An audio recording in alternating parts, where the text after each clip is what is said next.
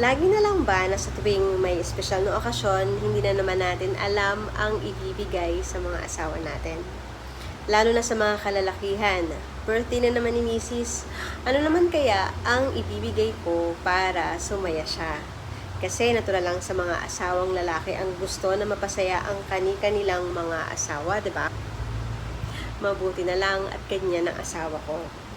Pero paano nga ba natin malalaman kung ano ang ibibigay natin sa mga asawa natin kapag may okasyon?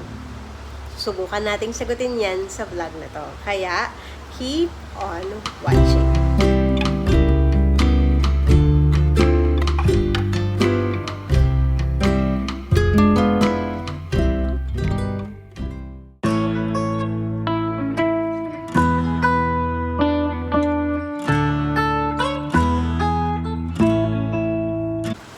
Eto, naniniwala ako na may disconnect na nangyayari between husband and wife when it comes to giving and receiving gifts.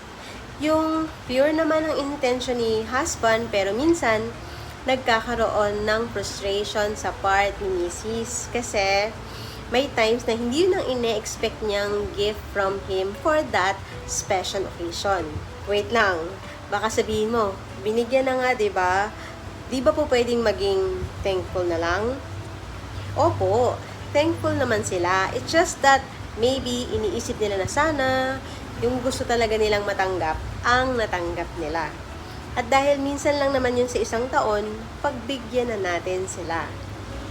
Diba kung magbibigay ka lang din naman sa pinaka-importanteng tao sa buhay mo diba dapat best effort na? I'm talking on their behalf kasi gusto nga natin ma-solve yung disconnect. For most guys, lalo na sa mga nasa in relationship stage pa lang, ang default mode is to give gifts because we all think that people feel most love when they receive gifts. Flowers, balloons, teddy bears, chocolates. But newsflash, it is not always the case. I-share ko sa inyo yung natutunan ko sa author na si Gary Chapman. Sabi niya, each of us has different love languages.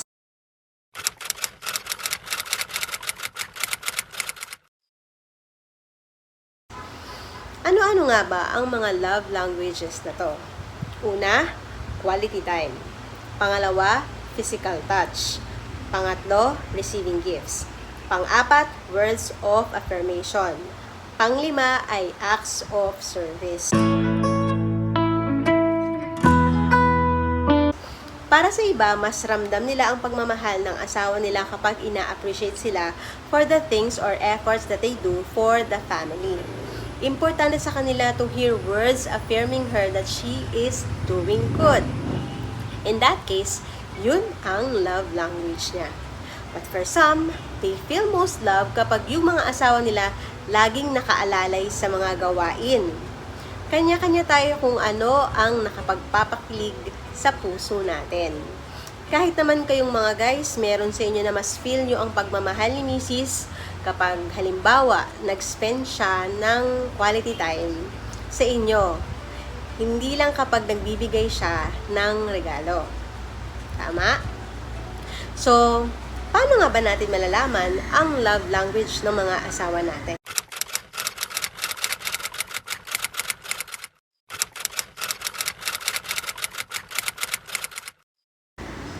Sagot? Be observant. Not just during special occasions, but every day. What does she enjoy doing the most? What is she looking forward to? Listen because the clues are there. And that is how do you know, my friend, kung ano ang naninibabaw na love language ni Mrs. among all those 5 love languages. Ngayon na alam na natin yan, napag-usapan na natin ang iba't ibang love languages. Love language number 1 is the gift of quality time. In ordinary days ba, does your wife ask you to spend time with her? Like, gustong-gusto ba niya na namamasyal kayo, kumakain sa labas? Pag may okasyon ba, she would make plans to have staycation or road trip? Importante ba sa kanya na kapag may special na okasyon, you clear your schedule so you guys can celebrate together? If that is the case, then my friend, don't break the bank trying to give her an expensive gift. Instead, give her the gift of quality time. Mag-movie marathon kayo with her favorite snack na ikaw ang nag-prepare o nagpa-deliver. Kung may konting budget, staycation kayo somewhere nice. Kung pwede naman ang mag-travel, hindi kailangan na malayo. Diyan lang kayo, day tour kayo, stroll. Tamang stroll lang. Pwede din namang kumain kayo sa labas. Diyan muna kayo sa bakuran nyo, mag-ihaw-ihaw kayo. But, plan it ahead of time. Show her that you have given enough time to plan for her birthday. Sobrang nakaka-touch na yun for her.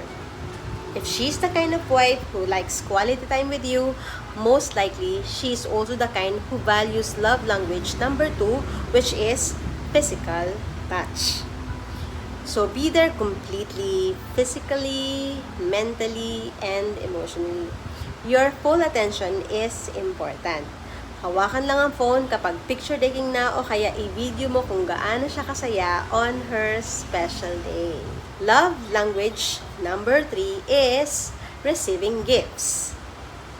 Kung ang dominant love language ng asawa mo is receiving gifts, ano naman ang ibibigay mo? Ang sagot dyan ay depende. Just like you guys, nag-iiba-iba din naman kami ng gustong matanggap. Tulad nyo, minsan gusto nyo ng shoes, tapos minsan gusto nyo naman ng helmet, susunod, iba naman. Again, be observant. Practical type ba ang asawa mo?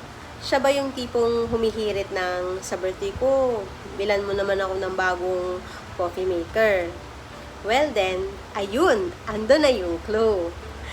Bigyan mo siya ng coffee maker kahit ang buong mundo, flowers and chocolates ang bigay sa mga asawa nila for Valentine's. If you take the time to truly pay attention to her and you take the time to communicate with her, you'd know if your wife is the kind who'd appreciate receiving such gifts. The problem is, most of the time, the husbands don't pay attention. Kaya may sinasabi na pala si Mrs. about having the trendy air fryer pero di niya nadinig. Or maybe, your wife is checking out something online. An appliance maybe? A coffee table? A decor? Pero out of the budget pa, so di niya yun mabili. Then maybe you can ask her casually, "Love, bilan kita niyan sa birthday mo? Gusto mo?" Maybe you will say, "What's romantic about that?" Romantic pa din yun as long as your wife feels that you have given your gift enough thought. Lalo na kapag na-realize niyang kaya yun ang ibinigay mo sa kanya kasi nakikinig ka pala sa mga sinasabi niya. But wait, disclaimer lang. This does not apply to all wives and girlfriends. Kakabig lang po ako.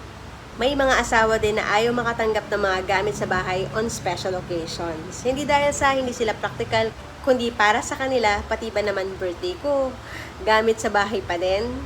Honey, birthday ko pero regalo mo dish rack, electric fan, plancha, isang galong dishwashing liquid. Kaya naman, let's see, diba? Baka naman si Mrs. yung gusto niyang ma-receive ay bag o kaya jewelry, clothes, all the fancy stuff most women like. Then, yun ang ibigay mo. Kung si Mrs. mo naman ay into investment, maybe you can give her a piece of investment like good earrings o bracelet. O kaya naman, cold cash, pandagdag ng savings. So, halimbawa naman, si Mrs. gusto ng bulaklak. Because, let's admit it, some women are really crazy about flowers. Kaya mga mister, kung si Mrs. gusto ng flowers, baka naman, sige na, send those flowers na. But even with flowers, guys, please hear me. Some women prefer a particular kind of flower over another. Pag laging mag-assume na gusto niya lagi, roses. Malay mo naman this year, stargazer or chrysanthemum yung gusto niyang ma-receive. O kaya, sunflowers. Eh again, paano mo nga malalaman? That's right, ask her. That's actually the point of this vlog. that we all learn how to listen and communicate properly. Ask her a few days before that special occasion. At kung roses naman ang gusto niya, baka pwedeng ibang kulay naman. Huwag naman laging red rose, meron namang yellow o kaya peach. Now, let's talk about surprises. Kasi minsan nagiging source of disconnect din ito eh. Here's the thing. Some people like surprises, but some don't. If your wife is the type who likes surprises, then you'd really have to exert an effort to figure out what she would really like to receive.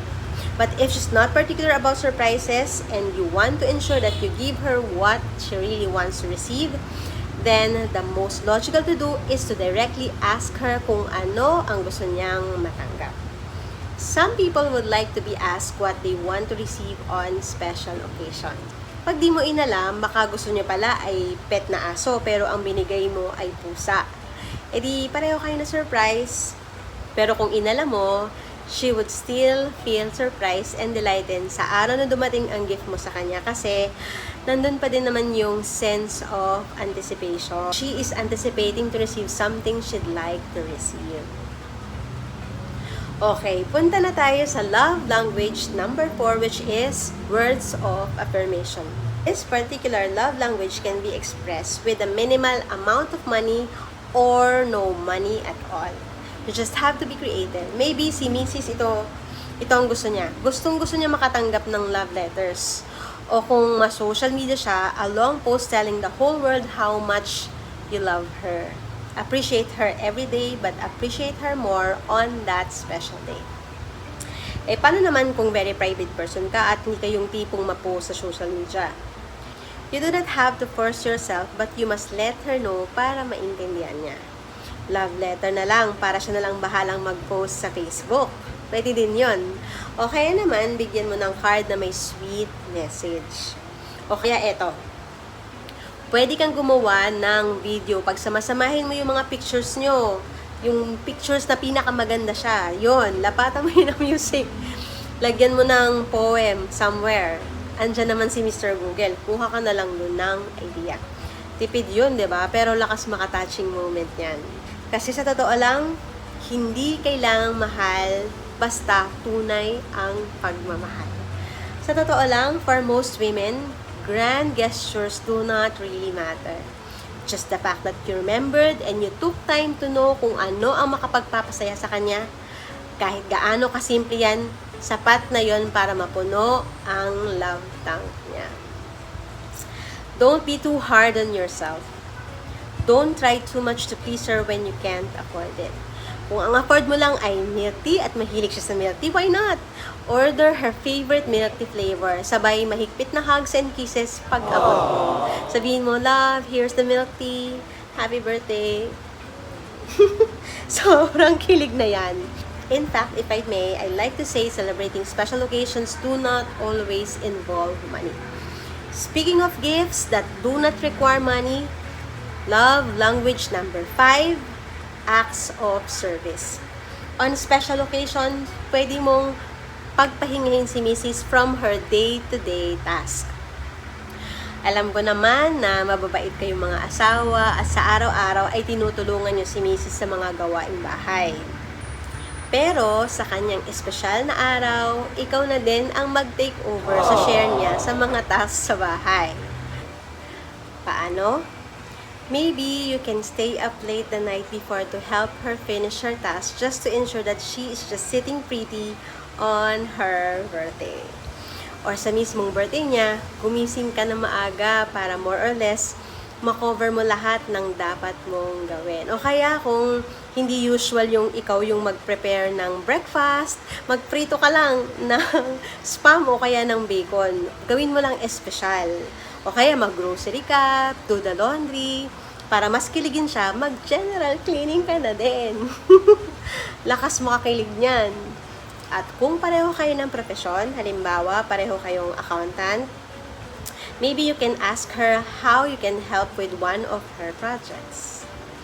Kung online seller naman siya, maybe you can take instructions from her the day before her birthday para sure na ikaw ang magte-take ng orders at magpapack ng mga deliverables niya. Kung sure ka na acts of service ang isa sa mga love language ni Mrs. then it is worth looking into ways kung paano mo siya matutulungan. Because my friend, believe me, nandyan ang kiliti niya.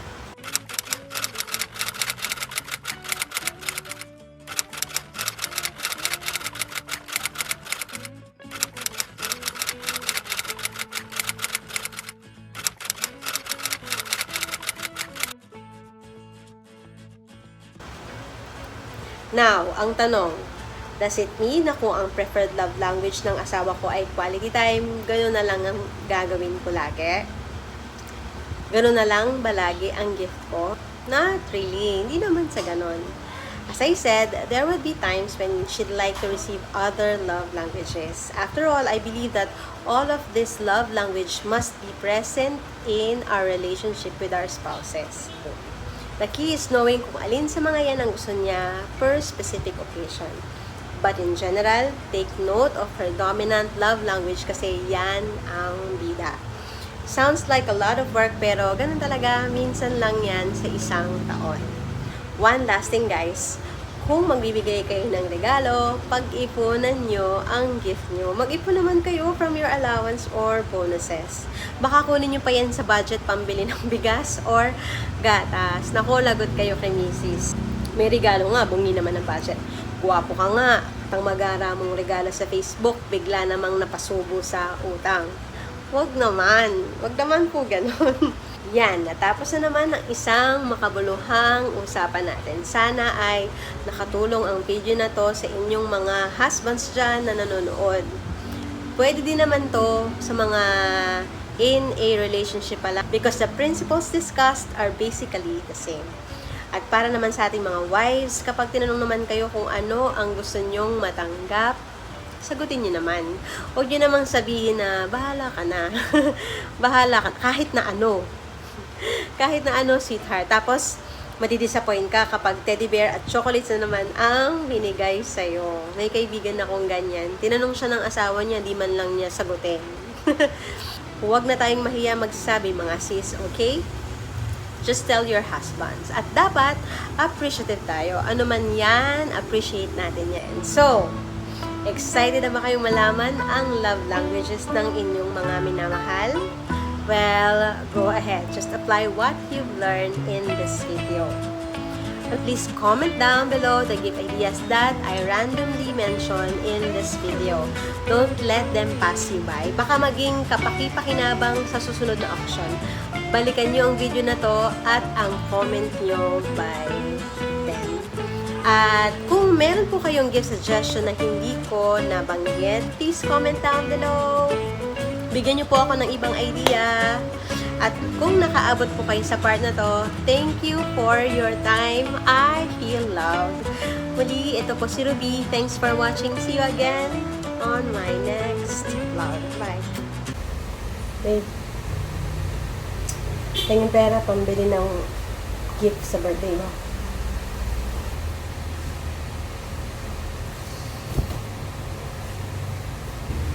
Sige ka, ikaw din. Wala kang mapapost sa Facebook sa birthday mo.